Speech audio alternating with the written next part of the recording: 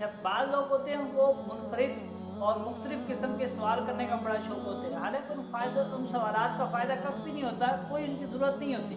लेकिन वो करते हैं। अब मिसाल के तौर पर कोई सवाल कर लेगा, अच्छा ये बताएं कि फ़लाँ बुज़ुर्ग के परदादा का नाम क्या था, फ़लाँ जो है वो इमाम के चाचा का नाम क्या था, या कहेंगे फ़लाँ इमाम या फ़लाँ बुज़ुर्ग या फ़लाँ सहाबी की नमाज जनाजा किसने पढ़ाई थी, फ़लाँ नबी की नमाज जनाजा किसने पढ़ाई थी। अगर आप आगे से जवाब दे देते हैं कि हमें नहीं मालूम, तो कहेंगे हाँ आपको कैसे मालूम होगा, ये सवाल तो बड़े बड़े उलमा को नहीं पता। आजकल जो है वो उस तरह के उलमा तैयार ही नहीं हो रहे जो काबिल हो, जिनको हर चीज़ ज़रूरी चीज़ है वो पता हो, हालांकि ये बहुत ज़रूरी है। इस तरह एक शख्स से मुझसे ये सवाल किया कि फ़लाँ बुज़ुर्ग की नमाज जनाजा किसने पढ़ाई थी, तो मैंने कहा भाई मुझे नहीं पता कि किसने पढ़ाई थी। तो कहने लगा अच्छा हाँ मैंने जो वो बड़े बड़े उलमा से पूछा है, उनको इस चीज़ के बारे में नहीं पता। तो मैंने कहा अच्छा, फिर मैंने उससे पूछा कि ये बताएं कि जिस बंदे ने भी उनकी नमाज जनाजा पढ़ाई थी,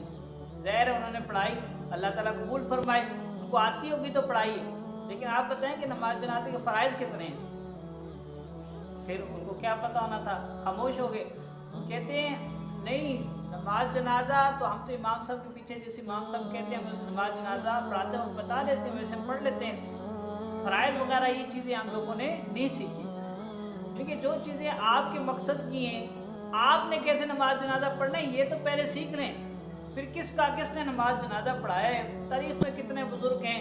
और कितने अम्बिया हैं, कितने इमाम गुजरे हैं, आपका उन सब को जानना या किसी आलिम का जानना कि वो साहब कब पैदा हुए थे, फिर उनकी जो है नमाज जनाजा किसने पढ़ाई थी, उनका नाम किसने रखा था, ये सब याद रखना या याद होना ज़रूरी नहीं होता। हाँ,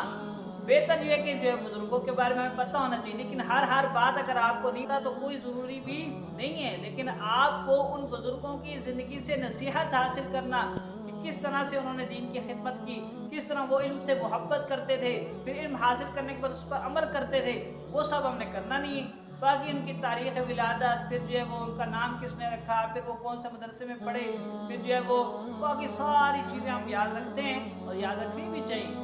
लेकिन सिर्फ उन्हीं को याद रखे, उन्हीं पे इक्तफा कर फिर जिसको याद ना हो उसे जो है वो आलिम ही ना मानना, उसे जो है वो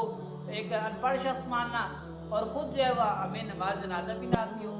तो इसलिए पहले अपने इल्म को पुख्ता करें, जो ज़रूरी मसाइल हैं, जो फ़राइज़ उलूम हैं वो तो कम अज़ कम सीखें, और हर मस्जिद में जो है वो फ़राइज़ उलूम, अक्सर जो है मसाजिद में फ़राइज़ उलूम के कोर्स भी हो रहे हैं अल्हम्दुलिल्लाह। आजकल तो जो है वो हर मस्जिद में जो है वो इस तरह का कोई बंदोबस्त मदरसा बालिगान भी लगता है। आप अपने इलाके की मस्जिद में पहुँच कर जो है वो अपने इमाम साहब से या वहाँ पर जो भी मुदर्रिस है उसे अपनी ज़रूरत की चीज़ें पूछें। जब आपकी ज़रूरत की चीज़ें आपको आ जाएँ, वो आप सीख लें, उसके बाद ये सारी चीज़ें आप याद करते फिरें कि फ़लाँ बुज़ुर्ग का नाम किसने रखा था, वो कहाँ कौन से शहर में पैदा हुए थे, कौन से शहर में उनकी वफ़ात हुई थी, उनकी नमाज जनाजा किसने पढ़ाई थी, ये सारी चीज़ें बात की हैं। पहले ये कि आप ही तो ऐसे बुज़ुर्ग बनने की कोशिश करें। अब ख़ुद अगर हमने उनकी ज़िंदगी से नसीहत हासिल ना की,